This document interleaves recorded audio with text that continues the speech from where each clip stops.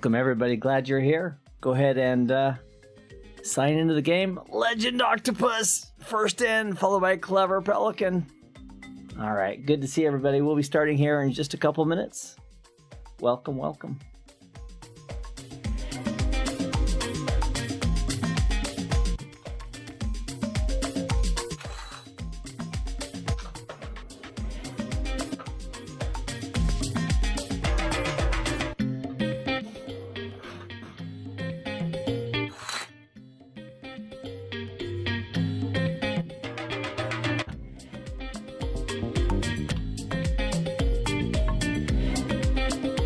Good to see everybody. Hope your week was great.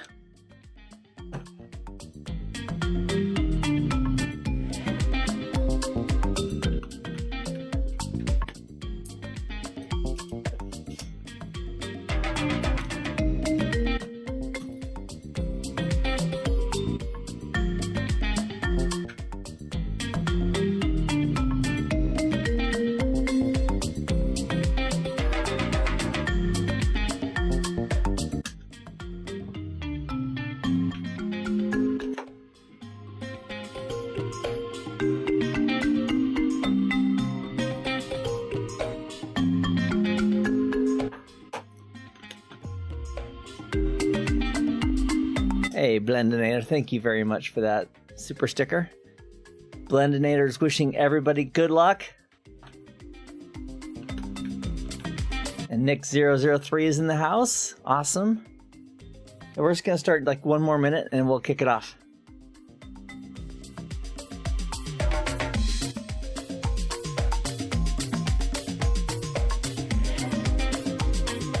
All right, Nick003 is saying, I am logged in as Glad Elephant. There, I love it when you just put it all out there. You know, like, yeah, this is me.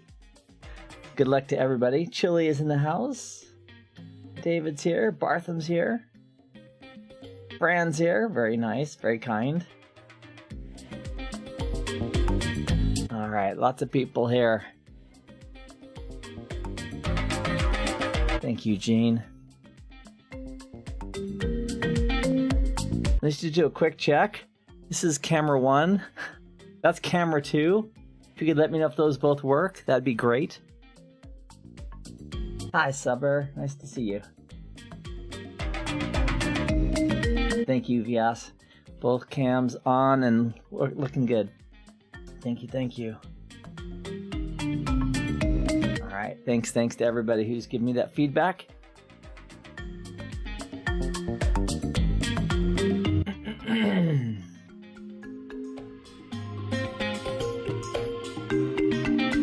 All right, I'm going to kick it off here in just a moment. And I'll have the login code at the bottom right. So if you see somebody in the chat who says, how do I get in? Just tell them the PIN code should be at the bottom of the screen. All right, I'll do my formal welcome. We'll kick this off. Hello and welcome, welcome, welcome. This is the Network Automation Quiz. Glad you're here. If you're watching the recorded version, please check out the whole playlist. And if you're ready, I'm ready. Let's get this show on the road. Good luck, everybody. As I hit the wrong button. All right, and we are off to the races. I'm glad everybody's here, studying for your CCNA or brushing up on your technology. It's all good. Here's your first question. It is multiple select, so choose at least 2 answers before submitting. Which of the following could be used as southbound APIs?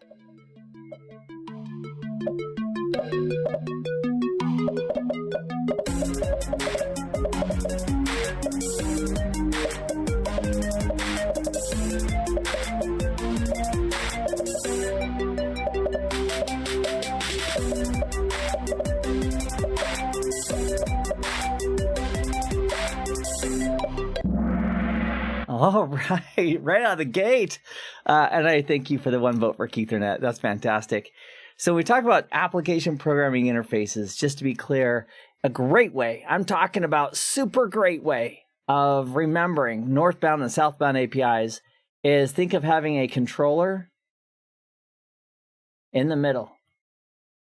And if it's communicating with us, like the admins and our apps and things that we use to identify what we want to have happen, that would be using northbound APIs because it's like above. And then if that controller is talking with like network edge devices and stuff like that, it would be using southbound because it's down below. Southbound APIs as that controller talks to those networking devices. And that's really what it means. And there's a lot of different choices here for well, here we go. Here's OpenFlow and ResConf and NetConf, and Ethernet hasn't quite made the standard yet. All right, moving on. Here we go. Let's see who's on the podium, or who's at the top. Proud Owl, Fearless, followed by those other four. I'm glad everybody's here. I'm having a good time. Here's question number 2. Which configuration management tool uses manifest files that have a .pp extension?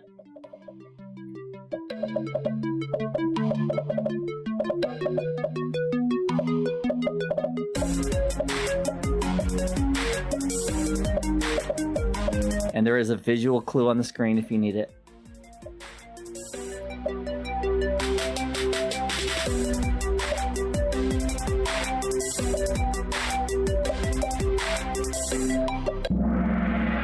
All right, Puppet. Now, as a CCNA candidate, we do not have to be masters of Puppet, or Chef or Ansible, but it would be good to recognize that these are some tools that can be used for network automation, for management and provisioning, and Puppet is certainly one of the 3 that they call out on the CCNA blueprint.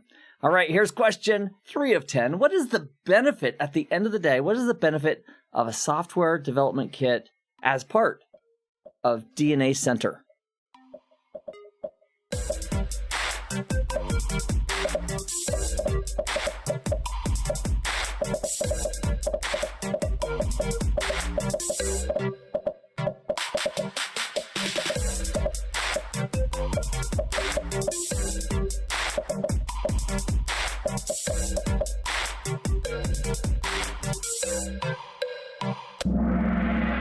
Nice work. Additional flexibility. Yesterday in the office hour, which is every 10 o'clock every Saturday on my Discord server, the topic was network automation. We covered a lot of these topics, and you're always welcome to join. It is free. Every Saturday, 10 a.m. Pacific. Adjust that for whatever time zone you're in, and we'd love to go ahead and see you. All right, here we go. Next question. We're moving through. Question 4 of 10 is double points. What is true about this exhibit? Oh, I know what it is.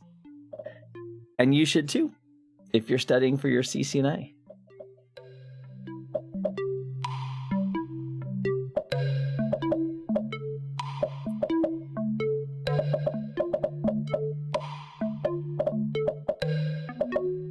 And Mary, yes, this is I took the network automation quiz we did like 7 months ago. I tweaked a little bit of it. And here it is. And I'm just reading the comments about how I did my intro on the wrong camera. That's funny. Funny. In post, I will add a new intro. Oh my gosh. Nobody wants to watch the side of my head.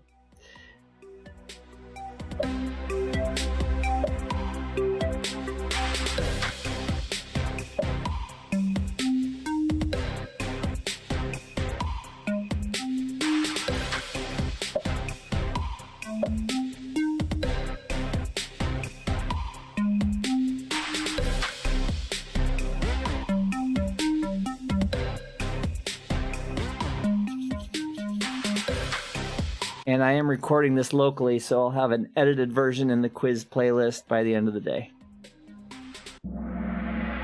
All right. Indeed, it is JSON plain text, and it did not miss a comma.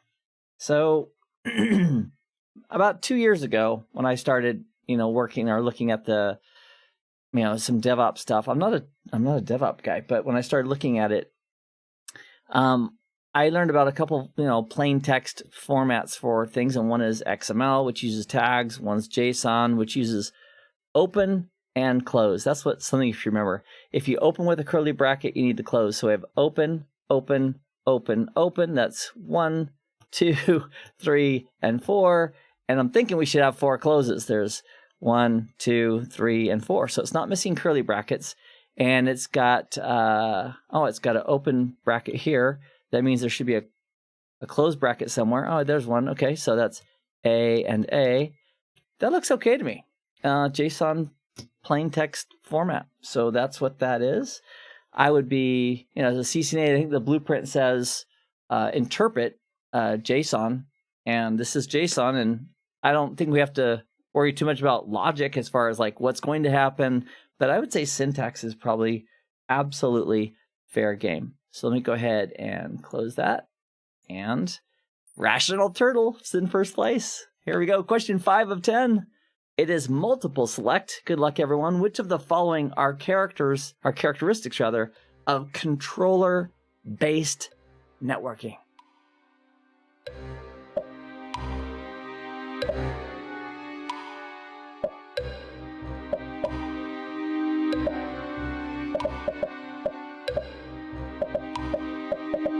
Yeah, so Blendinator said on that JSON tip, count them and make sure they're even.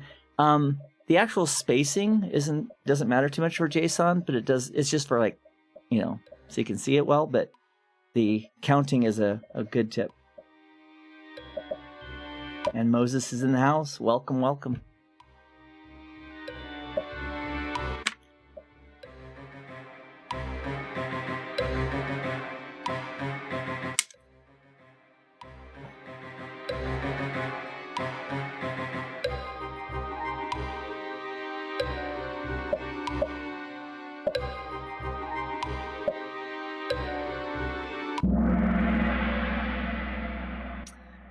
All right. All of these answers are true about controller-based networking. I don't always do that, but sometimes I will put all the answers up there as far as all being correct. So let's talk about that just for a moment. Let me move that out of the way. And let me show you something that I labbed up a while ago, and I just recently brought it back up. Yeah, this is it's funny because it's not all functional at the moment, but this is the dashboard for SD-WAN from Cisco, the VipTela flavor, not the other one. But for the benefit of having a controller is that we could have like a headquarters site, and we could have site 1 and site 2 and site 3 and site 4 and site 5 and site 6. And instead of having to go and manage all of those, we have a controller in place.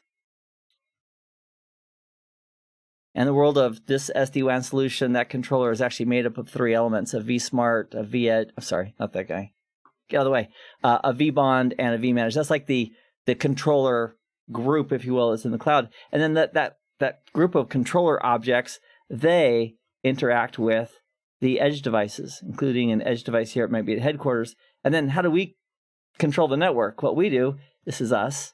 We're at a window like this one right here. Bonk. And what we do is we interact with the controllers and tell them what we want to have happen. And then the controllers dictate that out. So if we want to create a new virtual private network, or we want to configure a different policy about how logically the VPNs are all set up for this SD-WAN, we don't have to go out there and set up crypto maps or crypto profiles. All we need is we tell the controller what we want to do, and then it will go ahead and communicate that across the entire enterprise and make it happen. So this would be logically a northbound API that we're using between us and the controller, southbound API between the controller network and the edge devices. It does give us a centralized place to manage everything, so we can get our dashboards and look at all the details, make configuration changes at the controller, and then it can push out all those options. So let's see if that covered our answers here. Central point for configuration, yes. Separation of control and data plane. Let's talk about that for a moment. If we bring this back over, with a control panel, like with the controller, the actual decision based on how we want the network to behave and how to build the VPNs and so forth, we indicate that through policy here at the controller network, and then the controller network rolls that out. And so the actual routers themselves are not responsible for, how to forward, because the vSmart tells them all the details about who to build tunnels to. Long story short is that the controller is moved off of the local edge device and moved up to the controller itself. So the controller network, or the controller, is in charge of making the decisions on how to forward. That's the control plane. And the data plane is all about moving the traffic, which is still the responsibility of the edge device. And I think that's it. Yeah. All right. Good job for everybody. Let's continue on. Question 6 of 10 reads as follows. It's multiple select. Which of the following are valid REST-related HTTP verbs? Good luck, everyone.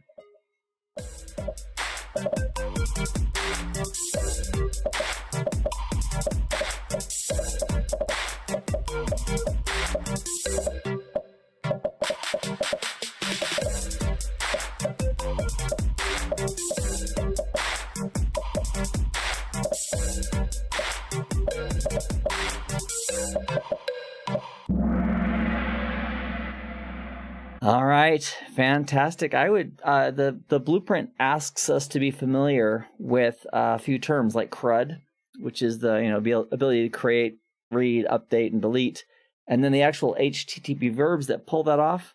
2 of those are the correct answers here, which is post and get. So as you're studying section 6, I would take a few moments and just become familiar with a few of the common HTTP verbs. There's not a ton of them that are associated with REST-related APIs, including RESTconf. All right, moving forward. Question 7 of 10, multiple select.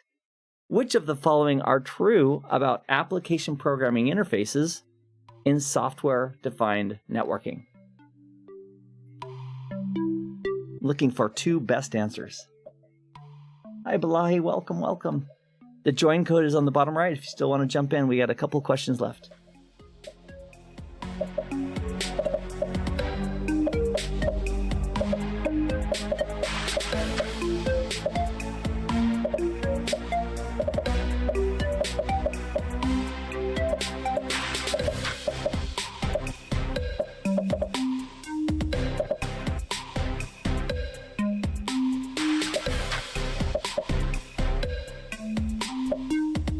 Thank you, Lars.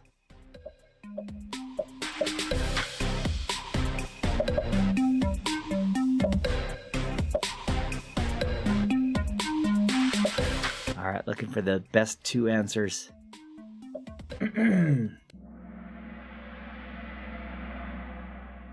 And, excuse me. Well, there we go. We talked about that earlier, and this is just the question. I use Kahoot. This quiz is delivered via Kahoot, so I build it in Kahoot. I tell it to randomize the answers, also randomize the questions. So if you always put the controller in the middle, now this could be DNA Center. This could be in SD-WAN. It could be the control network, which is like vBond, vManage, and vSmart. I'll just put SD-WAN. From a controller perspective, logically, we could also put a wireless LAN controller. Those are all, the logic behind all of them is the same. That's the controller network. So if you and I are running an application to manage and work with and talk to that controller, that would be northbound.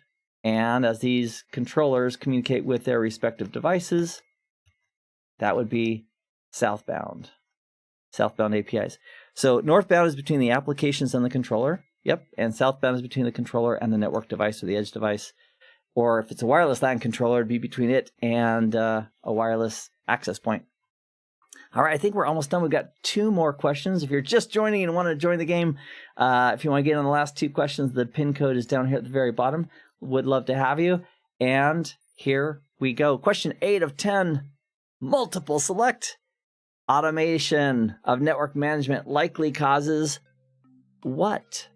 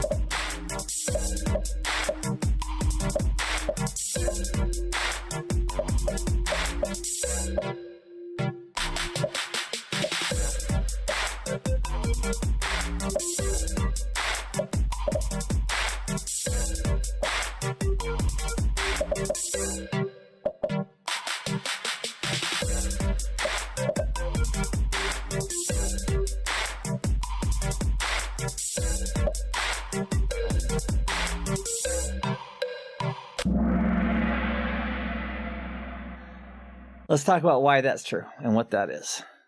Somebody told me one time that if we go out and we purchase DNA Center, which is Cisco's enterprise SD-WAN for enterprises, DNA Center, that it is not, what's the word I'm looking for?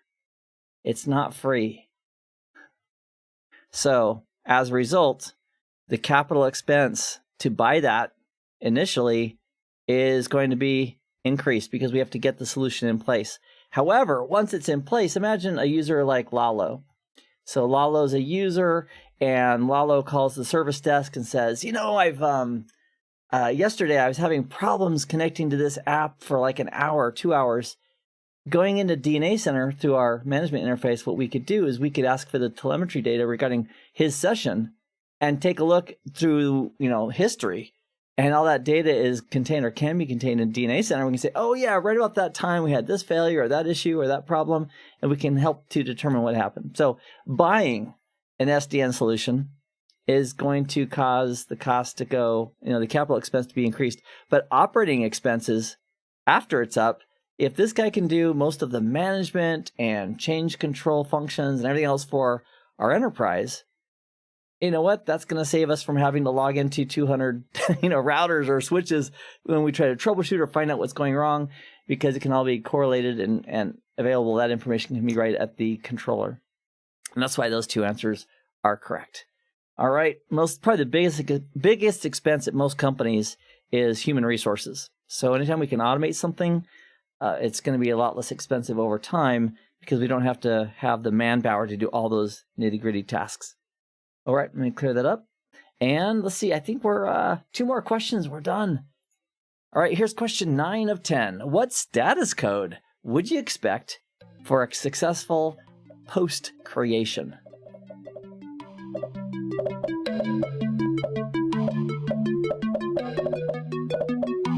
And if you want to join these quizzes, they're every Sunday, 11 a.m. We do something new and modified every single time. And if you are studying for your CCNA, I would encourage you to check out the quiz playlist just to make sure you're comfortable with all the topics that Cisco wants you to master. It'll be a good way to assess that.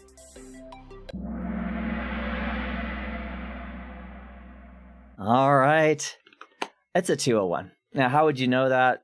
I think that we're all familiar with 400 messages, like 404, not found. But a success message for a post is 200. I don't know how critical that is for, memorizing all the codes, but I would, it couldn't hurt to remember when you're studying Module 6 and you're looking at, RESTful APIs that, send data in, you might want to be familiar with just the 100 series, the 200 series, 300 series, 400, what they mean. And that couldn't hurt. All right, moving forward, I think we have one last question. Here it is, question 10 of 10. Which configuration management tool uses SSH, playbooks, YAML, and no agents? And welcome everybody to the Keith Barker channel, where our goal is to give you tips and tools today to help you get your CCNA. And I was looking over the blueprint.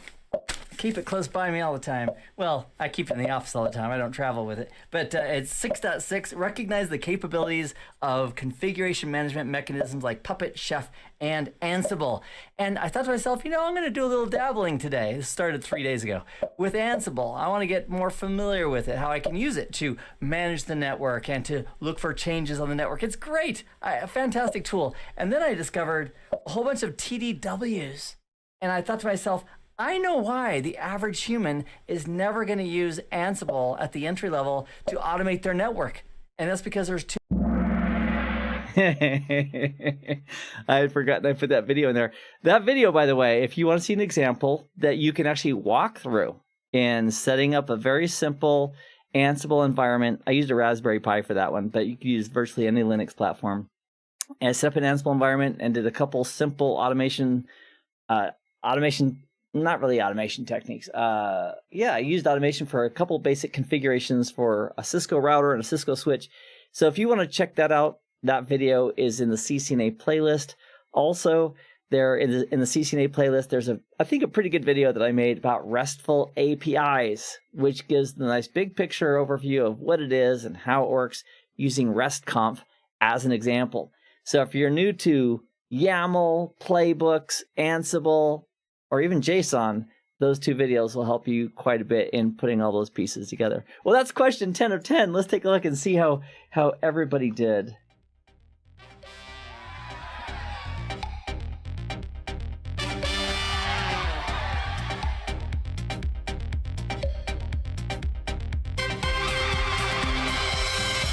Rational Turtle, you did it. You did it. You crushed it. Nice, nice, nice. Thanks for that. And these are the 2 toughest questions. So out of 10, now that's not bad. Out of 10 questions, we only had 2 that overall we had the toughest time with. And sometimes we'll do a quiz and there'll be like maybe 12 questions, like 8 of them were really hard. But REST-related HTTP verbs, and also which of the following could be used as southbound APIs. All right, I'm super happy about you being here. Putting in the time and having fun with it. Networking is a blast. It is. And the fundamentals regarding how things work is like Tinker Toys. You just putting them together block by block by block. So let me also get some feedback from you if I could. That'd be helpful for me as well. And then right after this stream, which is going to end here in about 5 minutes, 10 minutes, we are going to have in the Discord server, in the above CCNA or beyond CCNA voice room, Donald Robb is going to talk with us about demoing some enhanced features. So if you're interested in some great insights on some additional features above and beyond CCNA regarding automation and some on-the-box tools, come and join us in Discord in the above CCNA voice chat room right after I shut down the stream, which will be here in about five minutes or so. All right, let me go ahead and bring up the right camera. Oh, and for everybody who's watching the recorded version, thank you for watching. Check out all the videos in the recorded playlist, and I'll see you in the next video. All right, and I'll edit that. It'll look great. Also, for the intro, I guess I could do that. I'll do that after, when we're not online together. That'd be great. All right, make sure you're on the right camera. Keith, make sure you're on the right camera. All right, let me go ahead and take questions for a few moments, and it'll be fairly quick. If you have a question for me that you want to ask, please do it at Keith Barker, and then the question. That way it shows up, and I have a better chance of seeing it. I'll make my font a little bit bigger, too. All right, Ricky's saying, thank you. You're welcome, Ricky, and it's been a great supplement for David's course. Great. I assume David Bombal. Great course. Yep. Yeah, no, I love David. He's great. Everybody who's teaching CCNA content out there. No, I don't have. Anyway, yeah, David's great. Very thorough. He cares. And I don't know of anybody who's in the Cisco space teaching like online that I have hard feelings to at all. So anybody who wants to help other people with either paid courses otherwise or free, it's all great. Okay. Michael saying, still 5th. All right. 5th place is great. This is crazy. I show up week after week and improving. Great. That's fantastic. I'm so glad you're here. And everybody, if you want to, if you have a calendar system that you use, just add that time slot, either Saturdays at 10 a.m. for the Discord server office hour, where we have a new topic every week that I tutor on. And then that's a live event. And then also this one every Sunday, 11 a.m. here on my YouTube channel, which is also a live event. And that way you can show up, and I always try to keep it interesting. All right. Let's see if there's anything else here. Okay. Balai, see you next week. Fantastic. And thank you, Renee. See the best recommended tool for CCNP is what Balai is asking. So for everybody who's working on their CCNA, let's get that done first. And as you go on to CCNP level content, I would recommend you get yourself either some live physical gear or a really good emulator like Cisco Modeling Labs, EVNG, something like that, so you can lab up everything. The official guides that you can purchase from Cisco Press, those are always fantastic. Wendell Odom has great books. He does the Cisco Press stuff. Todd Lamley has great books. And if you're looking at a new book and concerned, like, is this a good book? Go to Amazon and see what people are saying about that book. If you have a book that's rated 50 times and it's like a 4+ stars, take a look at the 1 stars. Like if there's a few, just see what they're saying. Maybe there's haters, that could be. And then that's probably a safe way to go. But a book, maybe a video course if that's the way you learn the best, and then get ready to do a lot of hands-on practice. All right, Mark, you're very, very welcome. And I don't know what that means, Jean-Pierre, but it sounds funny. Okay, Pauline's saying, I'm watching an RC series at CBT Nuggets. I'm glad. I had a lot of fun making that. Me and Knox Hutchinson and Jeff Kish created that. Had a ton of fun. Peter Hunt Peter is saying, I have done my CCNA but have no experience work. Can you have recommendations for somebody like this while job hunting? Yeah. Find something to do. As you're job hunting, it's a numbers game. Like it's just a matter of like saying, okay, I'm going to apply at 3 or 4 or 5 different companies every single week, trying to get an interview, and then just keep those numbers up. And keep those numbers up, and don't track the number of successful interviews you get. Track the number of effort you're putting in with how many applications you're submitting. Then find out your ratio, and then know, okay, I've got to submit 40 resumes to get 2 interviews, or well, that'd be 20 resumes. And find out what that number is, and you just keep on putting it forward. Ivan Pepplejack, I watched a stream of his, he was on David Bomble's channel, and so if you haven't subscribed to David Bomble, he's a good resource. Chuck Keith's a good Network Chuck's a good resource. A lot of good resources out there. But I watched the interview with Ivan Pepplejack, and Ivan said, do something. Find somebody who needs some network help and volunteer your services. Faith-based organizations, YMCA, a local school, a small business that trusts you, and so forth. And it doesn't have to be exactly Cisco, but it can be just anything in the network field. Or find an open source project that you can help with or work with or do something, but just keep on practicing, keep on studying, keep those skills sharp. Because when you do get that interview and they ask you, tell me about how X works. If you're in the mode of studying still, which you should be forever, by the way, just keep on studying new things, you can better answer those questions. And so if you do get a question like what exactly, or like how does DNS work? Or how does DHCP relay work? Or whatever it is, I would first repeat the question to make sure I'm answering the right question. Like if they said, how does DHCP relay work? And you're saying, so just to confirm, if the DHCP server is over here on one network and the client is on a different network, DHCP relay. Is that correct? And just saying that alone, just explaining that, they're going to go, oh yeah, he gets it. He knows how this works. Next. But just repeat the question and then make sure you answer it as best you can. All right. Moses is asking, can I explain what vBond, vSmart, and vManage do? That is the controller network for Cisco's SD-WAN solution. I've got a video or 2 or 3 on SD-WAN. So just check those in my channel. But effectively, those are the 3 amigos that make up the actual controller network for SD-WAN. And yeah. And if you want to hit me offline or in Discord, direct message me. I'd be more than happy to elaborate. But that's for Cisco CCNA. We don't have to worry about that too much, but that's what they do. Rocky's saying, I'm studying for Encore. Okay. You can hit me up in Discord with any CCNP related questions if you want, or there's also a couple categories on the Discord server for above and beyond CCNA. I'm going to save this stream and most of my new content for here for CCNA. I also do a lot of CCNP work at CBT Nuggets, but this channel is going to be focused on CCNA. And I'm just making sure I'm in the right camera. Oh my gosh, 2 weeks in a row. I was like, hey, hi, my name's Keith. It's good to have you here. Liberty's asking, thank you. What do you suggest to be the next route if one is planning to go into security after CCNA? I would say Security Plus.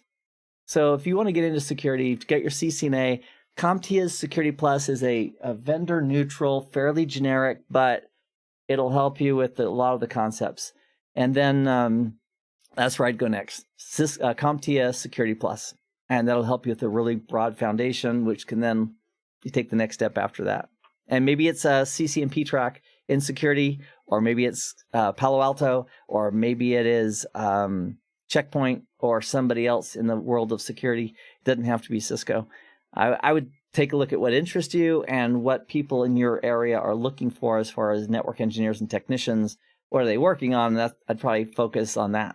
I mean, look at this. Let's imagine no one's using DNA Center. I know there's a few customers out there, but it's not like widely adopted. That's because it costs so much money. So I probably, if I was looking for an entry-level job, I probably wouldn't start spending my time becoming a master of DNA Center, because they're not going to let an entry-level person touch DNA Center, even if you became really, really great at it. So I would say start with what you're most likely to actually use and start studying that. All right. And Michael's asking about PCs and phones. Would a switch port require a trunk? So that's a great question, because it's right in the line with CCNA with access layer. So if we have a switch, I don't have a physical. So if we have a physical switch that is connecting out to a phone, I'm not going to grab a phone. I've got an IP phone in that cabinet though.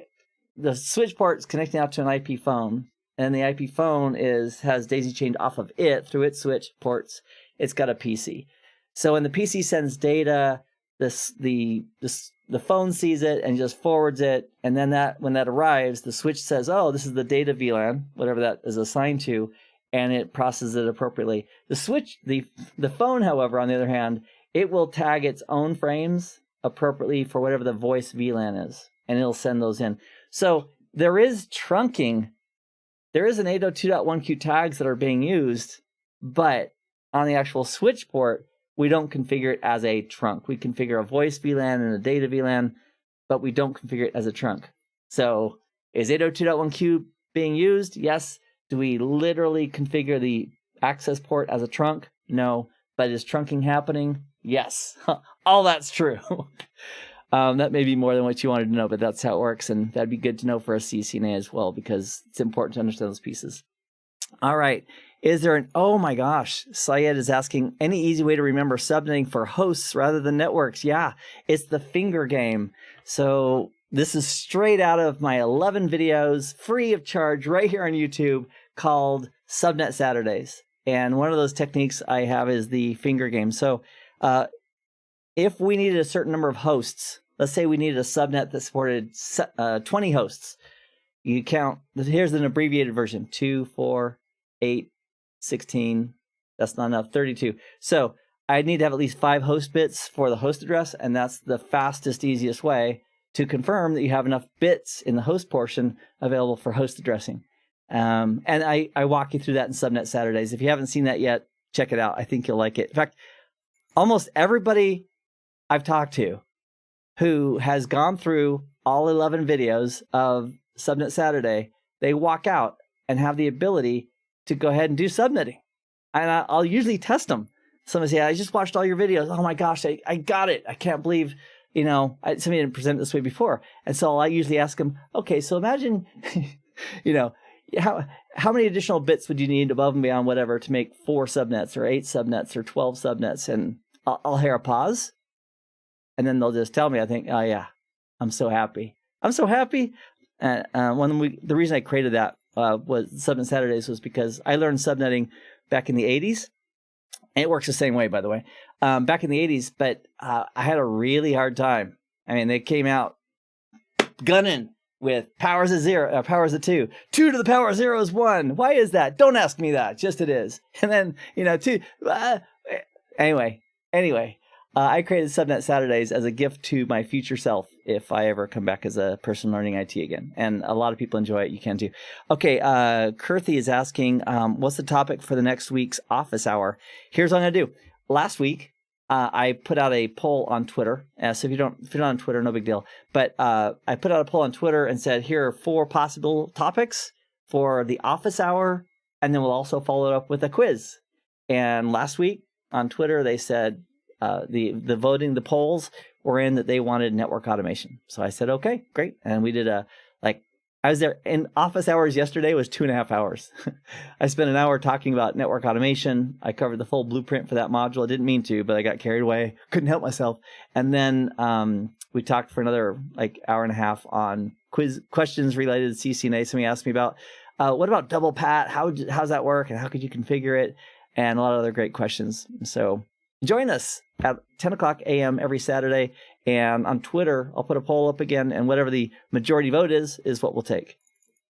All right, Liam is taking the course at CBT Nuggets currently and would recommend the CCNP one. Thank you for that. We put a lot of effort in there. CBT Nuggets is a paid subscription model, so I know that not everybody on the planet, is in the same economic circumstance and so forth.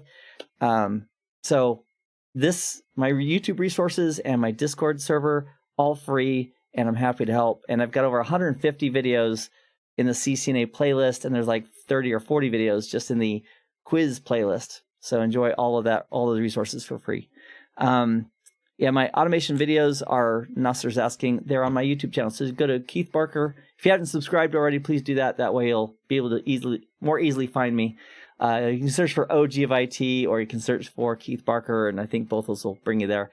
And there's a playlist called CCNA. It's like 150 videos, all made in the last 18 months.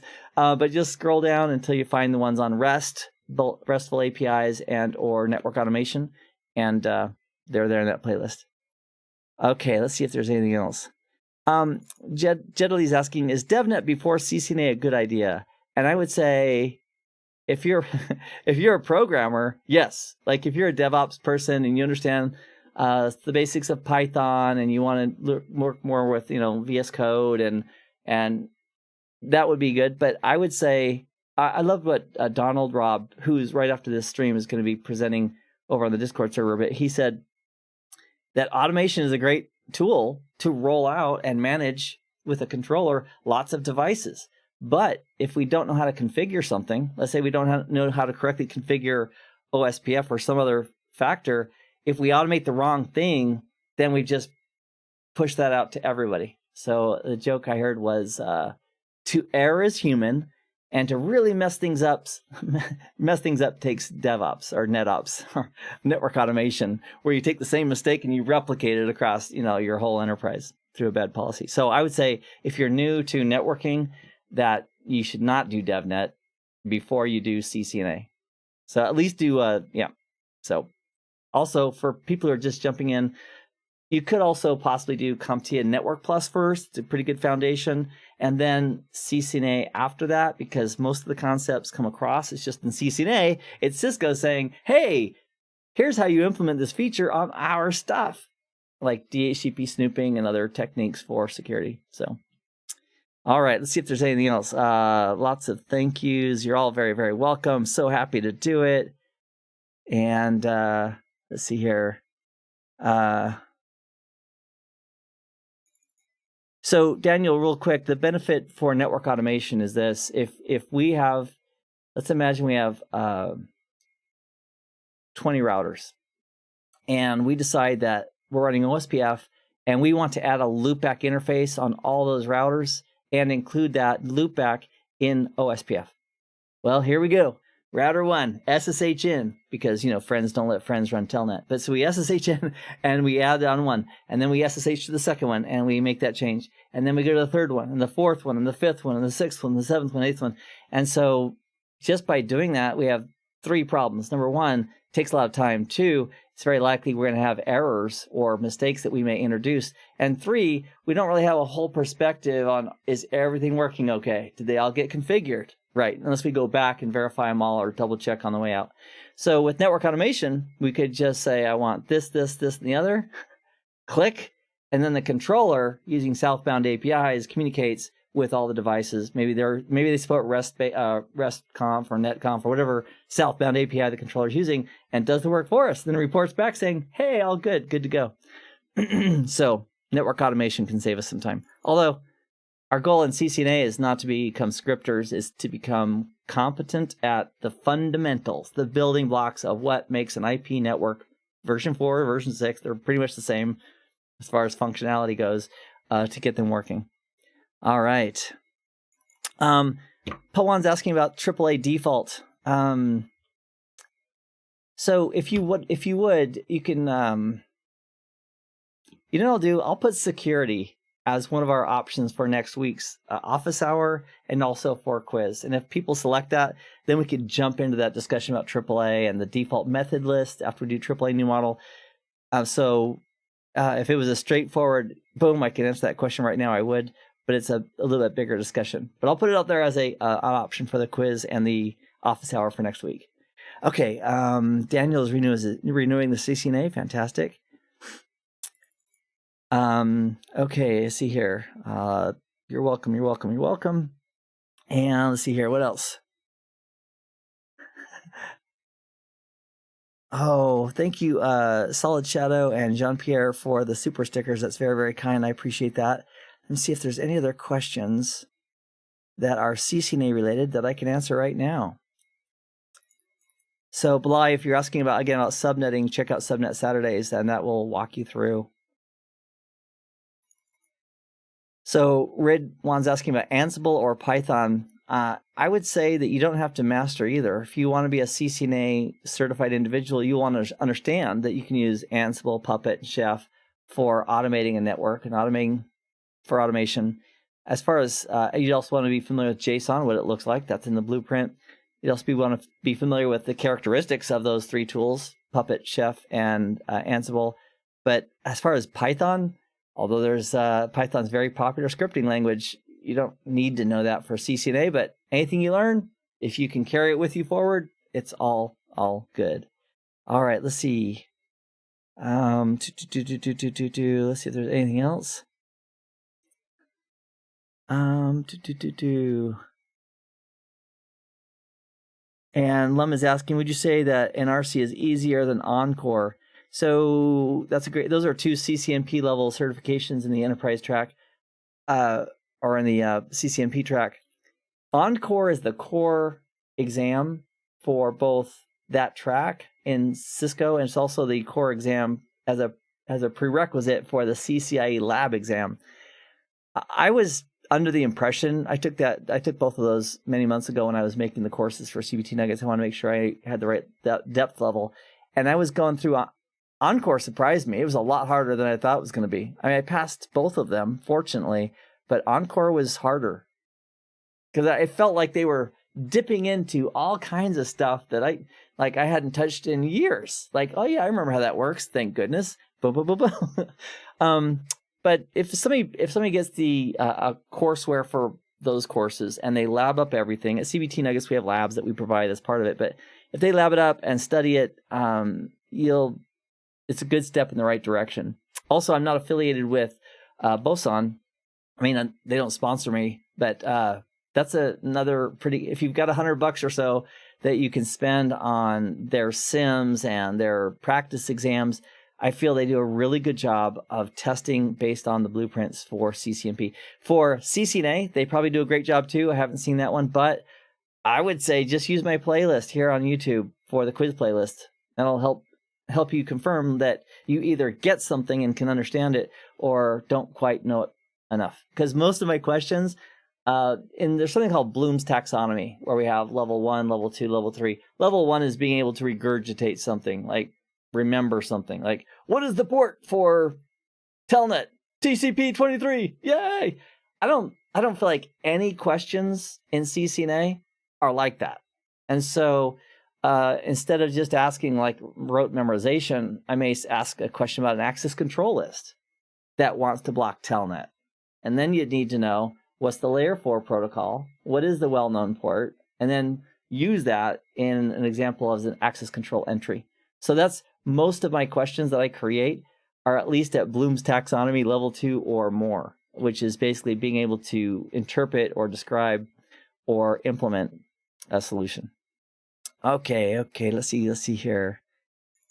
I don't know anything about ITF plus, so I apologize about that underscore. That's what the name shows up as, just a big underscore. Robert, good to see you. Again, thanks to Solid Shadow and to Jean-Pierre for the super stickers. And Karothy's asking, do we have CCA security videos of yours? If you look at my YouTube channel, anything older than like a year and a half is a lot of that CCNP and onto CCA level stuff like DM VPNs and MPLS layer 3 VPNs. But currently on the channel, I'm focusing 100% on 98% on CCNA related content. And I do my professional level stuff at CBT behind that subscription. Blendinator is just giving a happy thought about AAA new model. I locked myself out. This is 2003. I got my second CCIE, and as part of that, I failed it the first couple of times. So I got my CCIE route switched the first time in 2001, and in 2003 I went back. Oh, I'm a CCIE. I can do this, and it just kicked my butt because I didn't spend the adequate time preparing. Totally on me. Anyway, as part of that, in one of my failed attempts, I enabled AAA, and I enabled console security with AAA. I set up a default method list, told it to apply to the console also, and it locked me out. I got locked out of my own device. That was back in the day when the physical gear was right next to you in the 2-day lab exam. So I went to the proctor and I said, do I have permission to do password recovery on this device because I just locked myself out? He said, yeah, but I'm not giving you any extra time. So I did password recovery. That took like an extra 8, 10, 15 minutes for the rebooting and everything and to, change it. Which, I had the skills to do that, but it took a time that I didn't want to take. So locking yourself out, just as a tip from a CCIE, not a good idea in the lab. All right. And Jonathan's asking, is it true there's no simlets in the new CCNA? Now, we have a non-disclosure for the CCNA, but what Cisco has said is that it's multiple choice and drag and drop and match and things like that. So I have it on pretty good understanding that there's no simulations or simlets in the current anything Cisco exams anywhere. They had so many challenges with that, but they could bring them back. I hope they don't. See, the thing about simlets is that it's a simlet. It's only emulating simulating a certain portion. So if you change X, Y, and Z, and then you go to this device and it doesn't reflect that change, it's because they didn't program it in. So it takes a lot of work to maintain those. So I guess they just gave up on the idea, which fine by me, because they're asking questions that are asking, do you really understand it? Okay, so the blueprint for CCNA, the current Cisco CCNA, is only 200-301. So if you see anything other than those numbers, 200-301, it's not the official CCNA blueprint or exam topics from Cisco. That's the one you want to focus on. There may be other courses and, from Netacad and so forth that call it 6 or 7 and so forth, but 200-301 is the task you want to follow up on. All right, let me see if there's anything else here. Okay, Blendinator knows what it's like to lock himself out. All right. Okay, that's it. We're going to jump into the Discord server and the Above and Beyond CCNA channel, where Donald Robb is going to talk about some on-box and some automation tools that exist, including EEM and some other awesome stuff. So if you want to join us there, feel free. Other than that, set your schedules 2 times, 10 o'clock Pacific time every Saturday on the Discord server and the CCNA voice channel for office hour. It's free. I'm there. I'm available. And then every Sunday at 11 o'clock a.m. here on YouTube, set your calendar, show up a few minutes early, sign in, and participate. And I look forward to seeing everybody in the next live event somewhere. Until then, thanks for being here. I enjoy our time together. I'll catch you later.